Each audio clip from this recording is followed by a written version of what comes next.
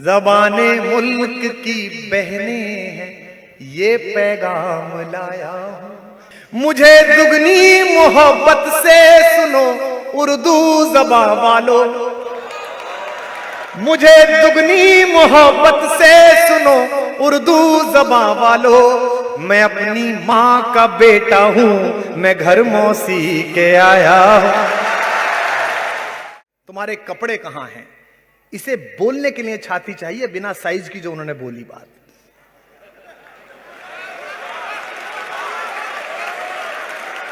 Well mister Gandhi, where are your clothes? Gandhi ने मुस्कुराते हुए जवाब दिया, not only mine emperor, you have stolen the clothes of my whole country. केवल मेरे नहीं, मेरे पूरे देश के कपड़े तुमने चुरा लिए हैं। एक राजा की आंखों में ये आंखें डालकर बात कहने की हिम्मत जब आती है, तब वो शेर कहने का सलीका पैदा होता है कि एक हुकूमत है जो इनाम दे भी सकती है, एक कलंदर है जो इनकार भी कर सकता है।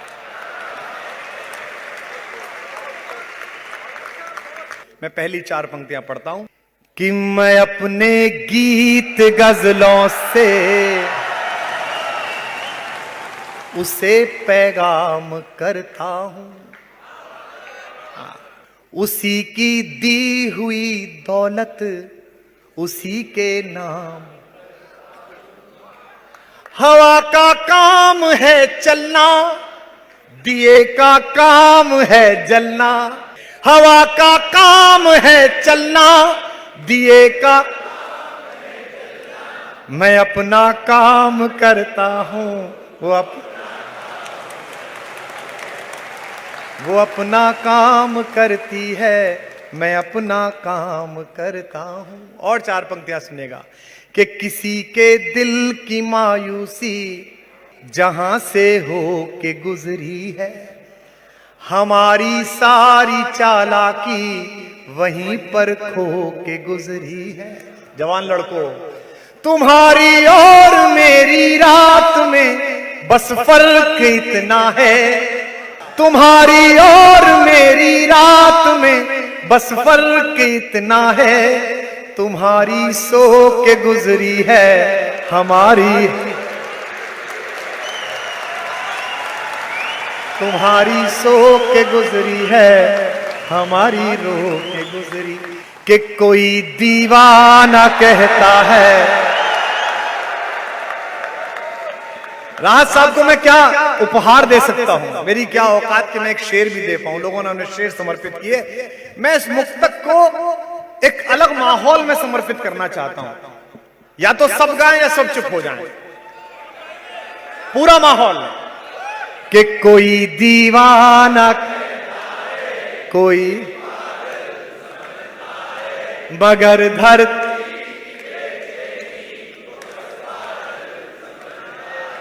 मैं तुझसे दूर, ये तेरा।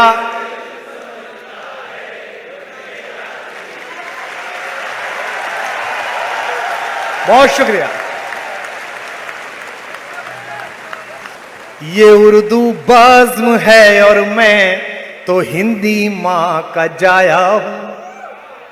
ज़बाने मुल्क की बहनें हैं, ये पैगाम लाया हूं। मुझे दुगनी मोहब्बत से सुनो उर्दू ज़बां वालों, मुझे दुगनी मोहब्बत से सुनो उर्दू ज़बां वालों। मैं अपनी माँ का बेटा हूं, मैं घर मौसी के आया हूं। मैं अपनी माँ का बेटा हूं, मैं घर मौसी के आया हूं।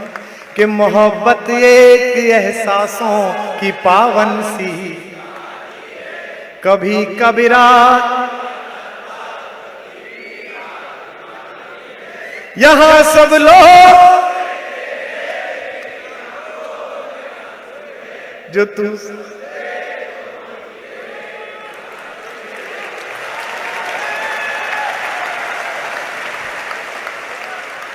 कि नजर अक्सर शिकायत आज कल करती है दर्पण से, अब गाओ।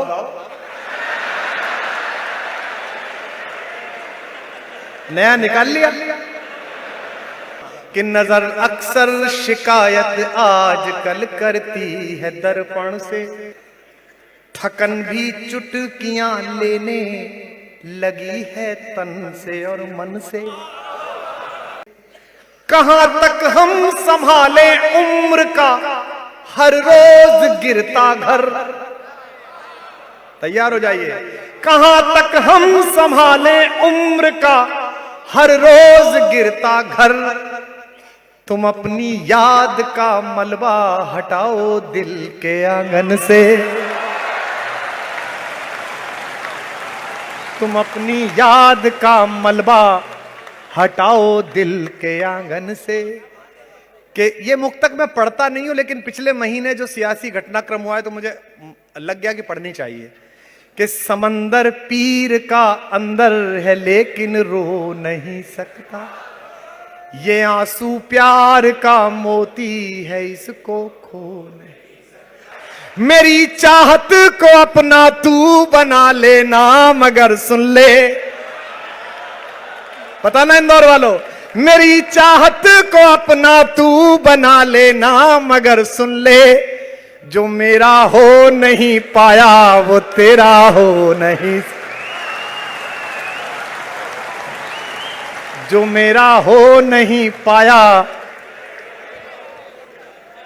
अच्छा 4 पंक्तियां और सुनिए, किसी का नाम नहीं लूंगा इसमें, लेकिन पहली पंक्ति पे आप समझ जाओगे कि मैं क्या बोल रहा हूं। ये तो इंदौर है, इससे ज्यादा राजनीतिक समझ कम शहरों की है।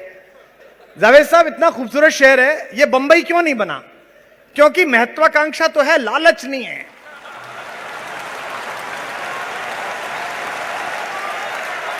लालच नहीं।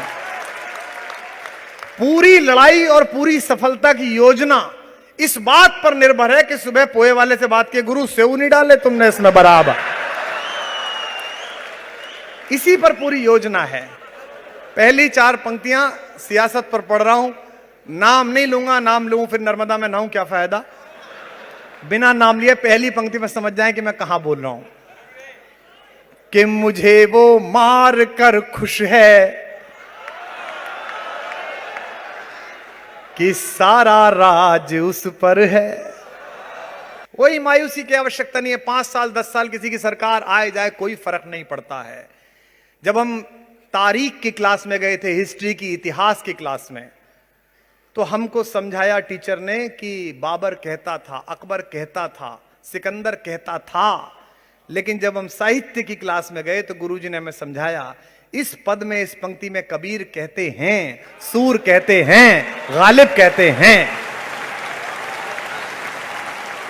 तभी यह शेर पढ़ रहा हूं कि मुझे वो और मैं फिर बार बार इस बात को दोहराता हूं, इसमें अहंकार नहीं कि मैं सनातनी हूं। यह मीना कुमारी जी का एक संस्मरण पढ़ रहा था मैं। ये कौन बताएगा आपको और हमारे नए दोस्तों को? मीना जी जब शादी के बाद अमरोहा गई कमाल साहब से शादी के बाद, तो उनका एक सौतेला बेटा था छोटा सा। तो मीना जी ने हवेली के लोगों से कहा कि इसको कुरान शरीफ पढ़वानी है तो कोई उस्ताद ढूंढ के लाइए। हवेली के लोग बाहर गए ढूंढने के लिए, कुछ लोगों ने किस्सा सुना है, तो आके उन्होंने कहा कि साहब पूरे अमरोहे में कुरान शरीफ सबसे अच्छी पढ़ाने वाले और सबसे अच्छा उसका अर्थ बताने वाले पंडित हरिनारायण शास्त्री जी हैं, जो स्कूल में पढ़ाते हैं। जावेद साहब उर्दू के टीचर थे। वहां अहाते के बाहर जो सरकारी स्कूल था उसमें उर्दू के टीचर थे हरिनारायण शास्त्री, कुरान के विद्वान। अब जो अगली बात है, आपकी आंखें भीग जाएंगी कि हम कहां पैदा हुए और हम किस जहालत में डूबे हुए हैं। जब मीना कुमारी ने उन्हें बुलाया, कहा पंडित जी हमारा बच्चा है, कमाल साहब तो बंबई रहते हैं और ये दीन की तरफ भी नहीं जा रहा है, इसे कुछ आ नहीं रहा है, तो उर्दू भी पढ़ानी है और इसको कुरान शरीफ भी पढ़ानी है। तो उन्होंने कहा कि बहुरानी पढ़ा देंगे, हम आ जाया करेंगे। तो किस तारीख को? बोले कल से आ जाएंगे। तो बड़े डरते डरते मीना जी ने पूछा कि इसका वजीफा कितना रहेगा, इसके ट्यूशन की फीस कितने लेंगे? पंडित हरिनारायण शास्त्री ने जवाब दिया, वो हिंदुस्तान का भरत वाक्य है। पंडित जी ने कहा कि ईश्वर का पैगाम पढ़ाने के क्या पैसे, उर्दू पढ़ाएंगे तब ले लेंगे पैसे, इसके क्या पैसे? हम यहां पैदा हुए, हम यहां पैदा हुए। मैं राम के खानदान से आया हूं, उत्तर प्रदेश से आया हूं।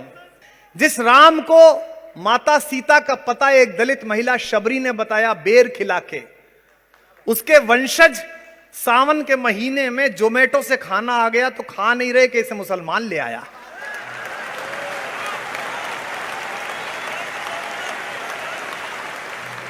और जाहिल दोनों तरफ बराबर हैं।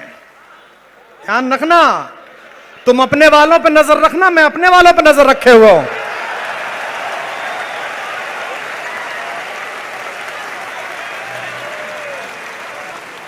ये जश्न जारी रखो, कोई फर्क नहीं पड़ता। ये कितना भी खेत जोत लें अपने नफरत के ट्रैक्टर से, जब तक हम जैसे दो चार जिंदा हैं इनके खेत में चरस बोए रहेंगे।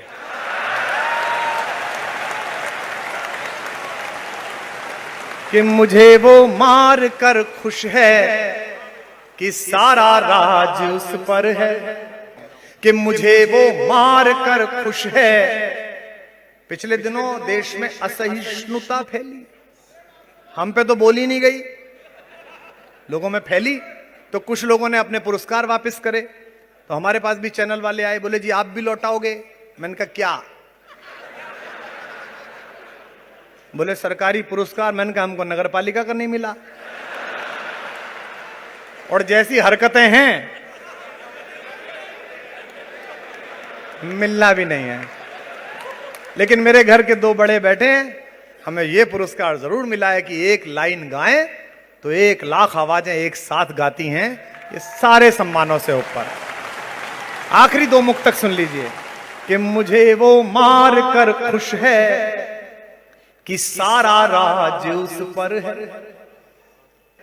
यकीनन कल है मेरा, आज बेशक आज उस पर है। यकीनन कल है मेरा, आज बेशक आज उस पर है। हमारा झगड़ा क्या था सियासत में, दो पंक्ति में बता रहा हूं। उसे जिद थी झुकाओ सर, तभी दस्तार बख्शूंगा। उसे जिद थी झुकाओ सर, तभी दस्तार बख्शूंगा। मैं अपना सर बचा लाया, महल और ताज उस पर है।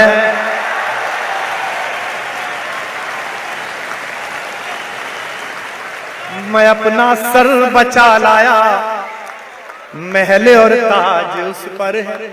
इंदौर में एक अच्छी बात क्या है, इंदौरी पूरी दुनिया में कहीं हो वो पहचान में आता है। स्विट्जरलैंड के लूसन में बैठ के जो पिज्जा में सेव भर के खाए,